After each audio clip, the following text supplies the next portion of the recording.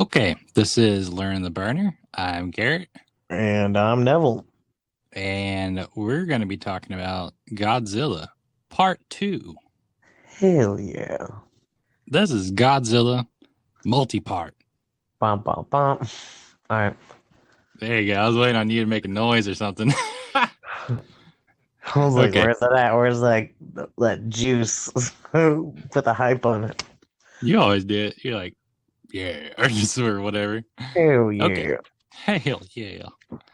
Okay, so Godzilla, 1966, Ibira, Horror of the Deep. Nibiru? Ibira. Okay. After Yata is lost at sea, his brother Ryota steals a yacht with his two friends and a bank robber. Wow. Okay. So we're starting off with some crazy people. I have a bad feeling about that bank robber. I feel like they're going to die. What? No. I feel like they're the bad guys. Two friends and a bank robber. They don't even have names. Yeah, they're dead men walking. However, the crew runs afoul of Ibira, a giant lobster like creature, and washes ashore on Lecce Island. So, Ibira is a giant lobster. I'll be. There, the Red Bamboo, a terrorist organization, manufactures heavy water for selling weapons of mass destruction, as well as a yellow liquid that keeps Ibira at bay, presumably controlling it.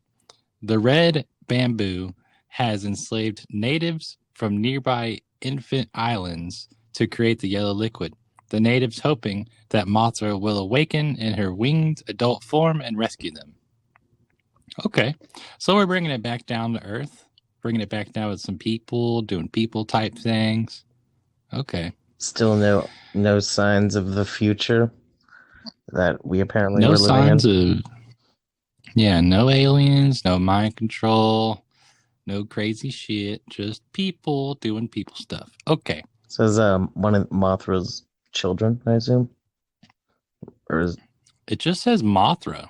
is Mothra didn't Mothra die? Was I asleep for that? Mothra did die, but I mean, but like her two offspring came about. I guess they just keep calling the Mothra. You know, Mothra 1, Mothra 2, Mothra Junior. Mothra Junior. Did you say Junior? Yeah. You said at the same time, twinning. How weird is that? Because who would have thought of saying Junior just then and not three?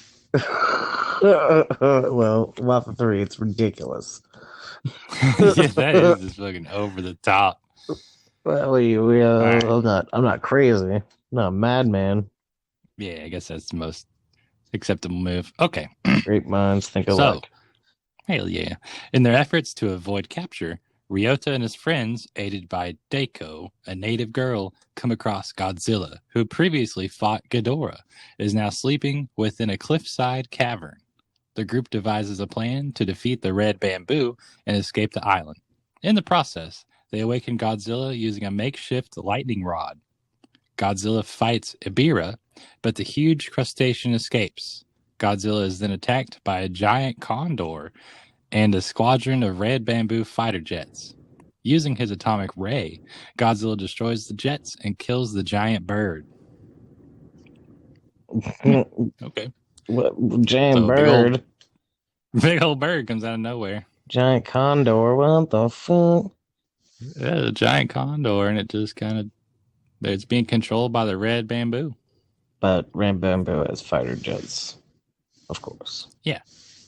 The humans retrieve the missing Yata and free the enslaved natives as Godzilla begins to destroy the Red Bamboo's base of operations, smashing a tower that causes a countdown that will destroy the island in a nuclear explosion.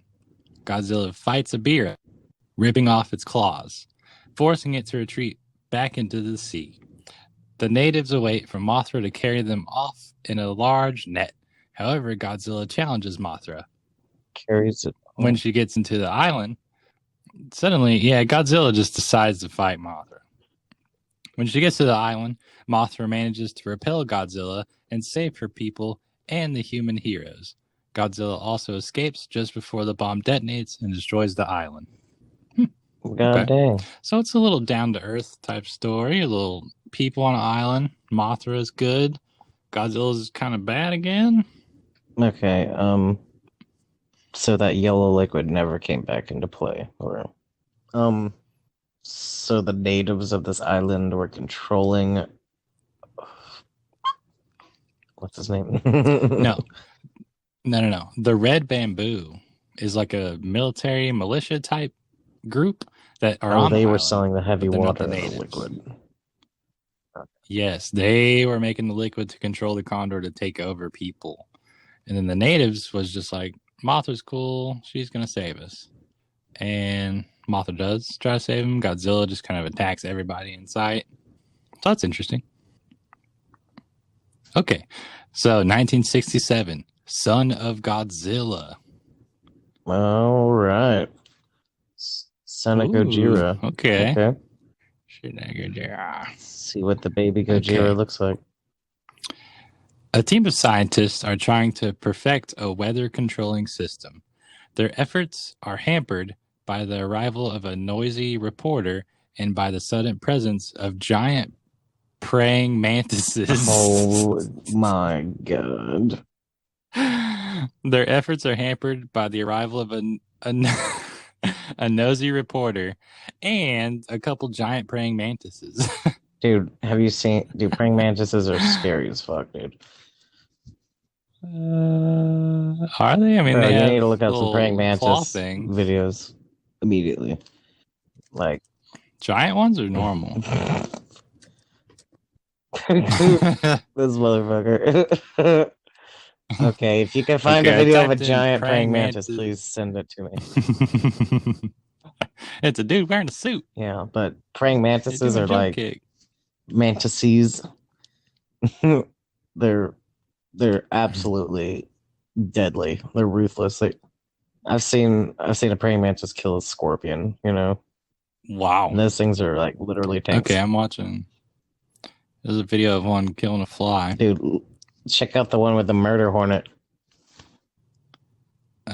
It grabs the fly and it just starts eating them. Oh boy.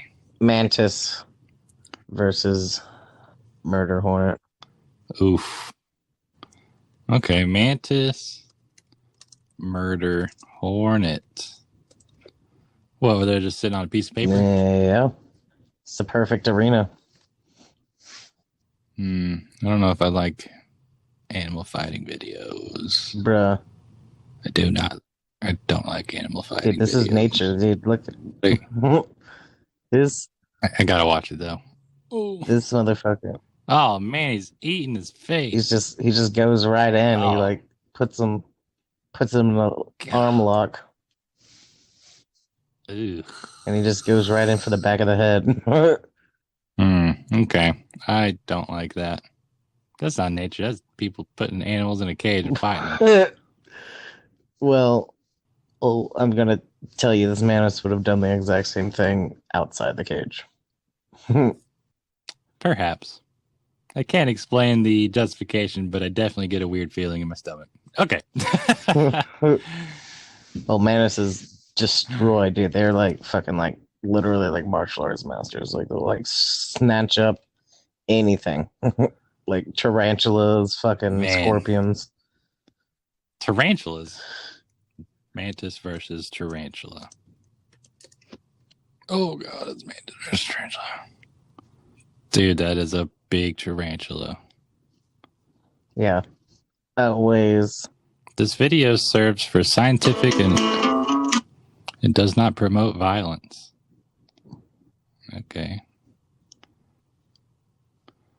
Dude, the tarantula is huge. The tarantula is so big. Wait a minute, but the mantis just attacks the larva. It doesn't even attack the... Oh, I guess it's a bad video. Yeah, they don't really fight. I mean, they do fight, but it's like they're not really doing a jump kick or nothing. No, I'm watching another one. The tarantula's winning. I don't think these two like each other very much. Okay. Oh, mantis and scorpion.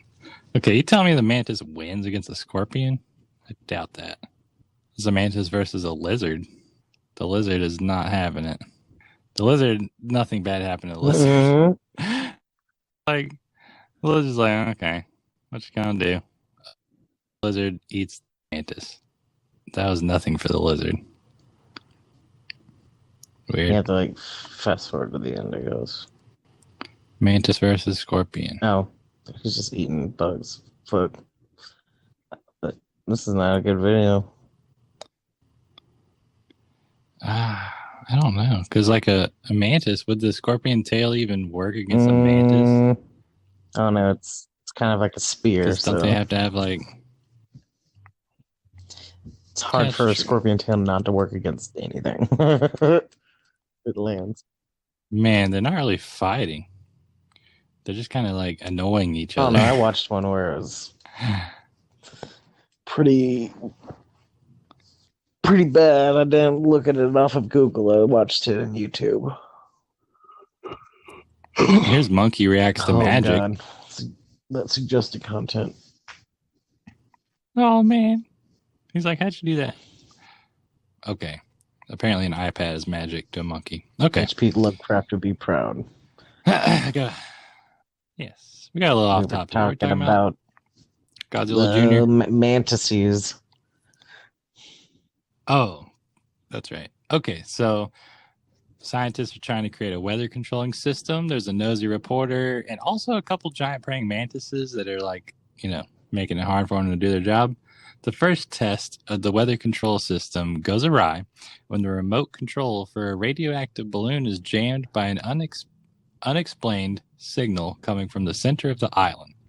The balloon detonates prematurely, creating a radioactive storm that causes the giant mantises to grow to an enormous size.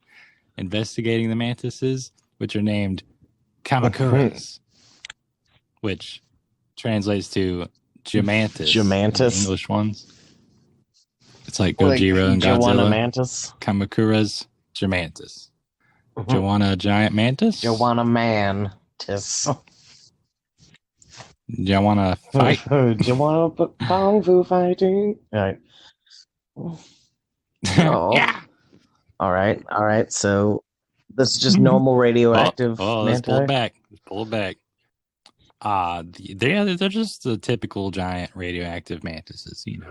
The scientists realized that the baby's telepathic cries for help were the cause of the interference that ruined the experiment. What baby?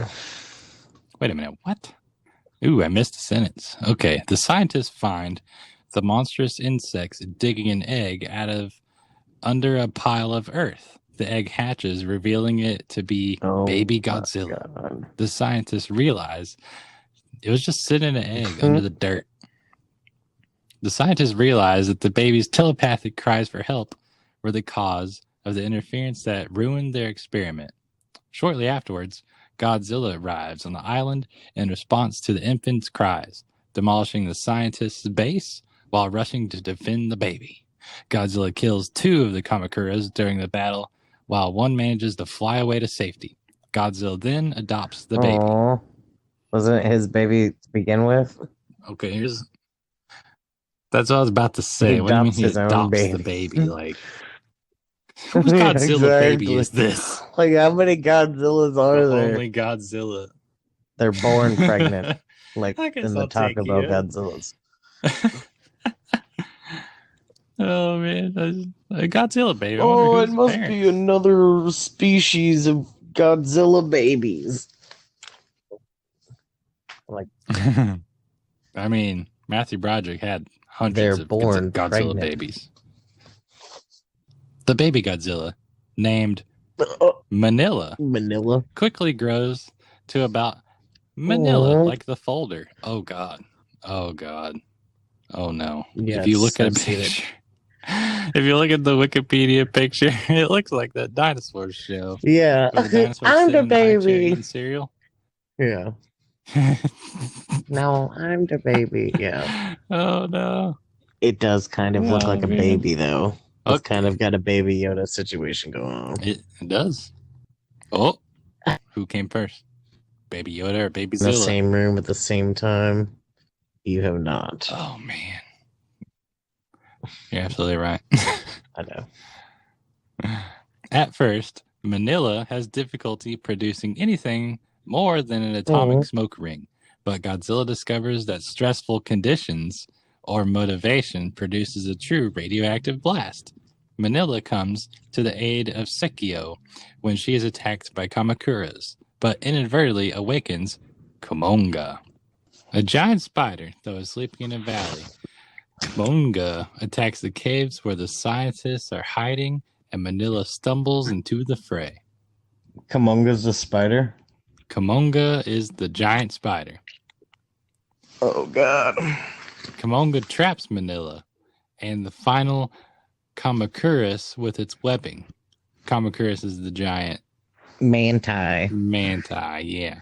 But as Kumonga begins to feed on the deceased Kamakuras, Godzilla arrives. Godzilla saves Manila, and they work together to defeat Kumonga by using their atomic rays on the giant spider. Hoping to keep the monsters from interfering in their attempt to escape the island, the scientists finally use their perfected weather-altering device on the island, and the once tropical island becomes buried in snow and ice. As Oh a my science, God. yeah, that's like the same thing that happened in the one space one where the guy was making a invention to do sound waves that interfere with electrical stuff, and then at the end it came into play. This is the same exact thing.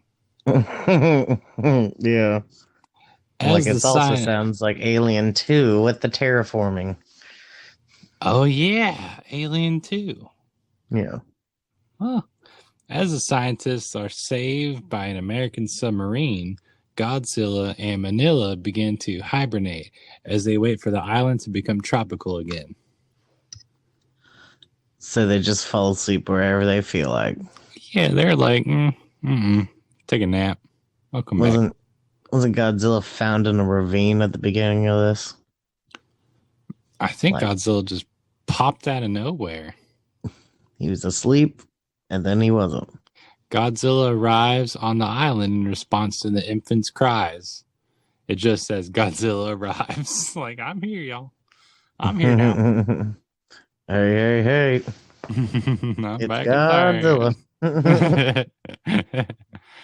So that was Son of Godzilla, Aww, Babyzilla. 1967. So next up is 1968, Destroy All Monsters. Here That's what we the name go. of This is a good one. This one's called Destroy All Monsters, and it is lengthy. It's lengthy because everybody likes it. Everybody likes this one? This is the likable one. So, 1968, Destroy All Monsters. At the close of the 20th century, all of Earth's kaiju, monsters, have been collected by the United Nations Science Committee. Oh, that's what UNSC stands for. And confined in an area known as Monster Island, located in Ogasawara, Japan island chain. A special control center is constructed underneath the island to ensure that the monsters stay secure and to serve as a research facility to study them. So, this is in Generic the future. monsters. Well, it's all the monsters. Like, this is in the future, right? The end of the 20th century, so 1999, distant future. The people have caught all the monsters and wrangled them up on Monster Island. So that's the beginning. Okay. When the So communication, all of the monsters, not including Ghidorah, I assume. I don't know. It doesn't really say. It just says all of Earth's kaiju. So that means not Ghidorah, because Ghidorah is not Earth's kaiju. All right. When communications with Monster Island are suddenly and mysteriously severed, and all of the monsters begin attacking world capitals, Dr. Yoshida of the United Nations Science Committee, UNSC, orders Captain Yamabe and the crew of his spaceship, Moonlight SY-3, to investigate Ogasawara. discover that the scientists led by Dr. Otanai have been mind-controlled slaves of a feminine alien race identifying themselves as Kalaks, who reveal that they are in control of the monsters. Their leader demands that the human race surrender or face total annihilation. So, does this remind you of anything? uh, This sounds a lot like the other alien Godzilla movie, except it's a whole nother group of different aliens that somehow mind control these monsters. Well, the other Godzilla movie where the Venus people oh were my controlling god, you're Ghidorah, absolutely right. and then they mind controlled the monsters, and then they were like, "We're gonna attack Earth unless you surrender." Now we have the same exact story again. Aliens, different aliens this time. Kalix, Kilaaks, Kalix, but same exact thing. Not to be confused with Planet X people. Yeah, zillions. That's what they were. Or Venus people. Or Venetians. Yeah, these are Kalix. Totally different. So, Well, Godzilla attacks New York City. Rodan invades oh my Moscow. god. Yeah, Godzilla just straight up, boom, New York. Rodan invades Moscow. Mothra. Oh, okay, right here. It says Mothra, and then in parentheses, it says a larval offspring. So, Here we go. all of the Mothras are just Mothras. Okay. So Mothra attacks Beijing. Gorosaurus destroys Paris. Man, London, and these attacks were set in motion to draw attention away from Japan, so that the aliens can establish an underground stronghold near Mount Fuji in Japan. The Kalix then turn their next major attack onto Tokyo, and, without serious opposition, become arrogant in their aims until the UNSC discover, after recovering the Kalix monster mind control devices from around the world, that they have switched to broadcasting the control signals from their base under the moon's surface. Well, these guys are set up. So they're moon people now. I guess so. They have a base on the moon. They have a base in Japan. And they're trying to take over Earth with the monsters. In a desperate battle, the crew of SY-3 destroys the Kalix lunar outpost and returns the alien control system to Earth. So here's where the beginning thing comes into play, where a scientist is making something, which is a spaceship in this movie, and then it comes into play right here to help. So these movies literally keep doing the same exact thing. Like, remember where... There's no original ideas. I don't know. I see a formula. So, like, a scientist makes something that comes into play later. Same thing here. Made a spaceship, comes into play later. It's the magic McMuffin. With all of the monsters under the control of the United Nations Science Committee. Okay, the Kalix unleash their secret weapon, King Ghidorah, the three-headed space dragon, is then dispatched to protect the alien stronghold at Mount Fuji, and battles Godzilla, Manila, Mothra, Rodan, Gorosaurus, Anguirus, and Kumonga. Oh, so all the monsters we've seen so far are now fighting King Ghidorah. Huh. Kumonga was the crab, right? Kumonga is the spider. Kumonga's the spider. Anguirus was like the first monster, the second in the second movie. The first monster that Godzilla fought in the second movie, which is like a Bowser looking monster. Yeah. Gorosaurus is Triceratops or something. It's just a dinosaur. It's just like a typical dinosaur looking monster. Rodan is the flying what do you call it? Pterodactyl. Manila is baby Godzilla. Mothra is his girlfriend. And Godzilla is Godzilla. I forgot about Manila. Manila folder. All right. While seemingly invincible, King Ghidorah is eventually overpowered by the combined strength of the Earth monsters and is killed. Refusing to admit defeat, the Calyx produce their ace, a burning monster they call the Fire Dragon, which begins to torch Tokyo and destroys the control center on Ogasawara. Suddenly, Godzilla attacks and destroys the Calyx underground base, revealing that the Earth's monsters instinctively know who their enemies are. Captain Yamabe then pursues the Fire Dragon in the SY-3 and narrowly achieves victory for the human race. The Fire Dragon is revealed to be a flaming Calyx saucer and is destroyed. With the Calyx defeated, Godzilla and the other monsters eventually return to Monster Island to live in peace.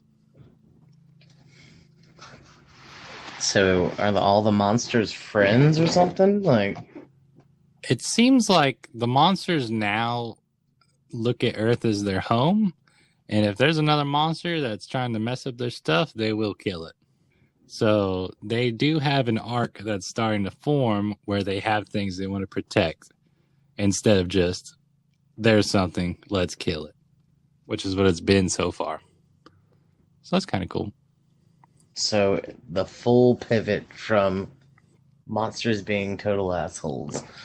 Yeah. Wait, so they were mind controlled, and then all that stuff. Yeah. Wait. So they were mind controlled and what? And mind controlled and mind controlled and mind controlled. Yep. Mind controlled. They're mind controlled by the Calyx. They didn't want to leave the island at all, apparently. They just went on back there. And cool. Some scientist made something to break that mind control. Yeah. No. The scientists, the mind control base was on the moon, and the scientists destroyed the base. So then they weren't mind controlled. Now see now. Okay, so a year later, 1969, All Monsters Attack is the name of the movie. So we got another All Monsters movie. Hell yeah. Okay. Ichiro is a highly imaginative but lonely kid growing up in urban and polluted Kawasaki. Every day he comes home to his family's empty apartment. His only friends are a toy maker named Shin and a young girl named Sachiko. Every day after school, Ichiro is tormented by a gang of bullies led by a child named Sanko. To escape his loneliness, Ichiro sleeps and dreams about visiting Monster Island. During his visit, he witnesses Godzilla battling 3 Kamakuras and a Bira. So Kamakuras are the praying mantis, and a Bira is the lobster from Horror of the Deep. Ichiro is then chased. Huh? They're back, baby. Better than ever. The OGs. Hell yeah. Ichiro is then chased by a rogue Kamakura and falls into a deep cave, but luckily avoids being caught by the Kamakuras. Shortly afterwards, Ichiro is rescued from the cave by Manila, the baby Godzilla. Ichiro quickly learns that Manila has bully problems too, and is bullied by a monstrous ogre known as Gabara. There's an ogre now? Yeah, he's a bully, and he bullies Manila. Wait, that whole thing was a dream, though, right? The whole thing was a dream, right? I think so. I hope so. Ichiro sleeps and dreams about visiting Monster Island. During his visit, he witnesses... Okay. It must be a dream. Okay. Oh, yep. Okay. It is a dream. Or nightmares. I was just making sure because that was very elaborate. Ichiro is then awoken by Shin, who informs him that his mother must work late again. Wait, Shin is the toy maker, right? Yes, Shin is his only friend, the toy maker.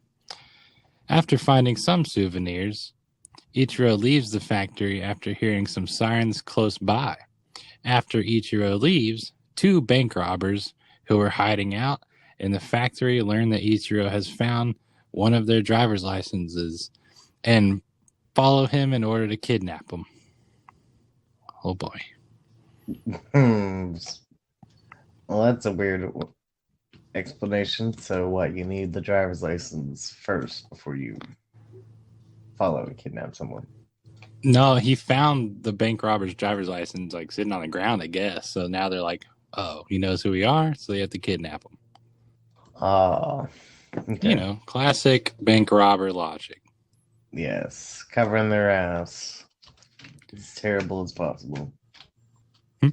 Later, after his dinner with Shin, Ichiro dreams again and reunites with Manila. Together, they both watch as Godzilla fights Abira, Kumonga, and some invading jets. Then, in the middle of Godzilla's fights, Gabira appears and Manila is forced to battle it. And after a short and one-sided battle, Manila runs away in fear. Godzilla returns to train Manila how to fight and use his own atomic ray. However, Ichigo is woken up by this time by the bank robbers and is taken hostage as a means of protection from the authorities. Okay. Hostages or protection? This is weird. So far, no real monsters. It's a So far, it's all people been a drama. dream. It's all been a dream so far. Lots of dreams, lots of lunches, more dreams, more lunch. Out of fear of being watched by the thieves, Ichiro calls for Manila's help and falls asleep again, where he witnesses Manila being beaten up by Gabara again. Finally, Ichiro helps Manila fight. Ichiro helps Manila fight back at Gabara, and eventually Manila wins, catapulting the bully through the air by a seesaw-like log. Godzilla, who is in the air watching, comes to congratulate Manila for its victory, but is ambushed by a vengeful Gabara. Godzilla easily beats down Gabara and sends the bully into retreat, never to bother Manila again. Now, from this experience in his dreams, Ichiro learns how to face his fears and fight back, gaining the courage to outwit the thieves just in time for the police, called by Shin, the toy maker, to arrive and arrest them. The next day, Ichiro stands up to Sanko and his gang and wins. Regaining his pride and confidence in the process, he also gains their friendship when he plays a prank on a billboard painter. Wow, this is a weird one. This is a totally different movie, like from the rest of the movies. Yeah, I'm like, so he's a crime fighter, but also he's mischievous. Fuck. Well, I mean, there's no actual monsters in this one. In this one, it's all in a dream. All the monsters are dreams the whole time. Mm-hmm. It's so weird.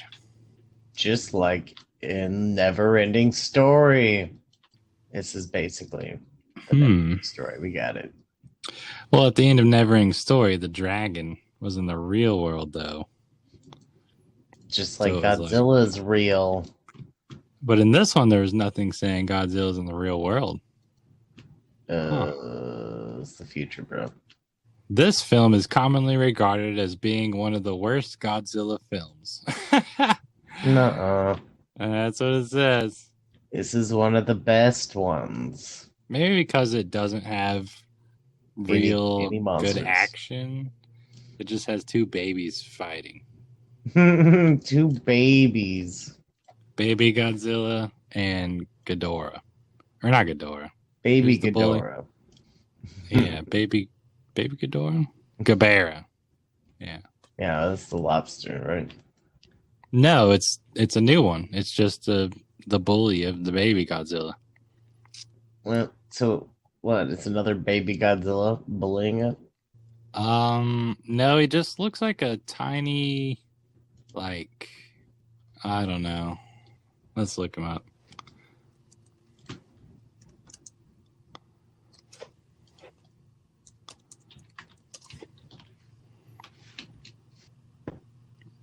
Oh yeah, he just looks like a I don't know, like a fuzzy Godzilla. Fuzzy Godzilla. Yeah, but he's a baby.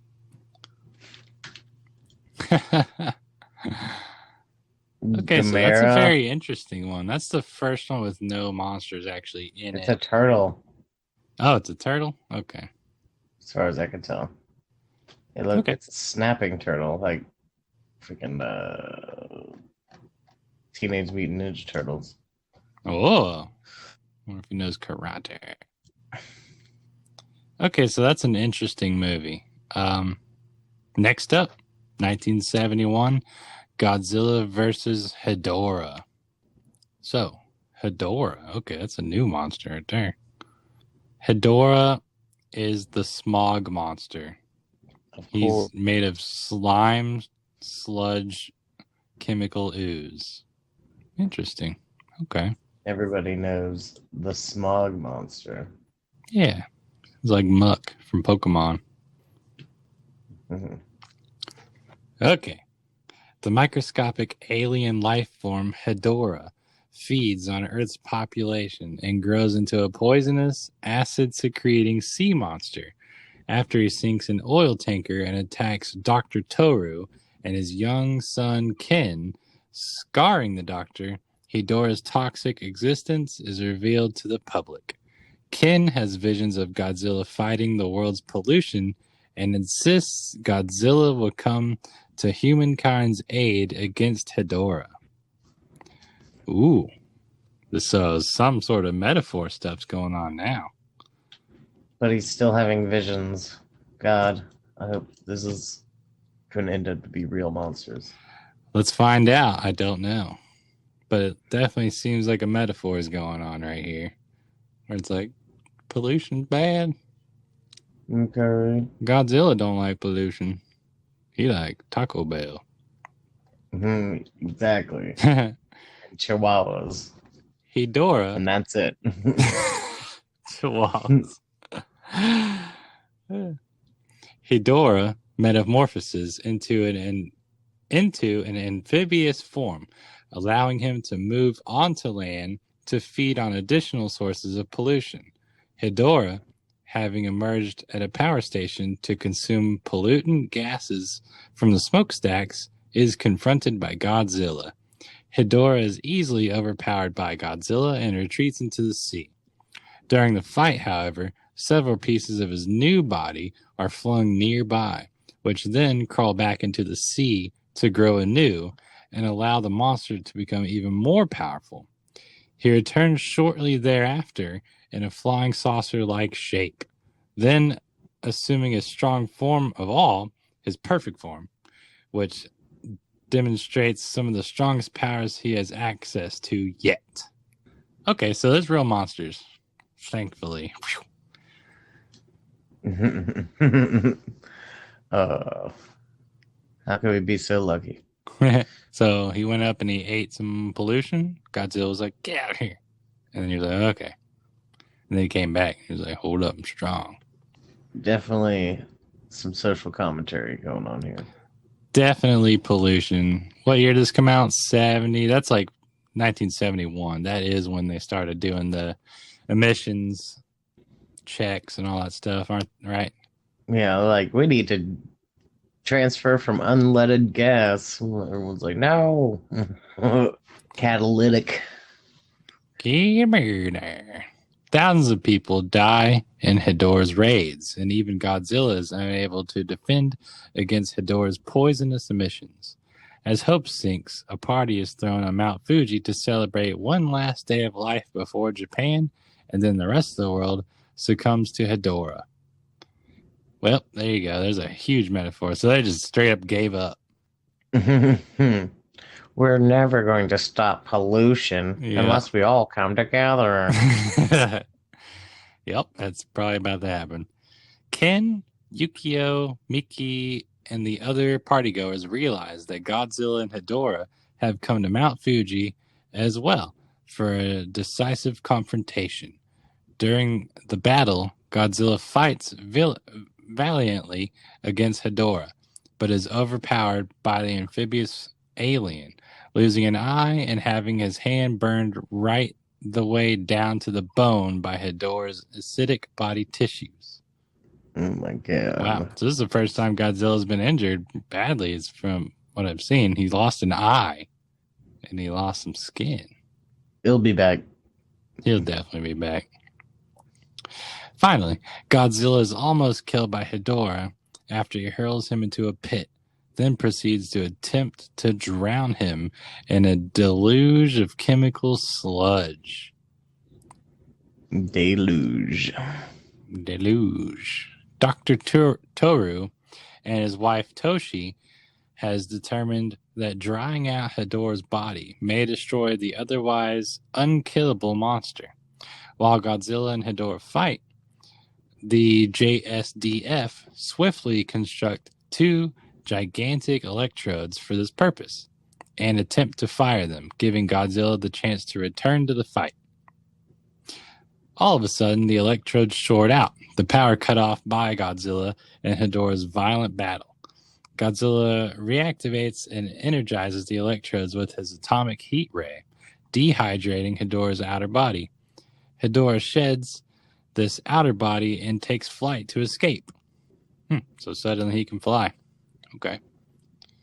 But Godzilla propels himself through the air with his atomic heat ray to give chase. Godzilla drags Hedorah back to the electrodes and continues to dehydrate him until Hedorah is on the brink of defeat. Godzilla tears open Hedorah's dried out body and exposes it to the electrodes again, dehydrating the pieces until nothing remains but dust. Godzilla returns to the sea, but not before glaring threateningly at the surviving humanity whose pollution spawned Hedorah. Ken bids goodbye to Godzilla. God dang. Yeah, Godzilla's like, don't y'all ever pollute again. I'll be back if you pollute one more time. Why I wanna? That's it for part 2 of Godzilla. We will get back with part 3 in a little bit. This has been Learn the Burner. I'm Garrett. Yeah, and this is Neville. And we'll see you later. I'm going to Outback.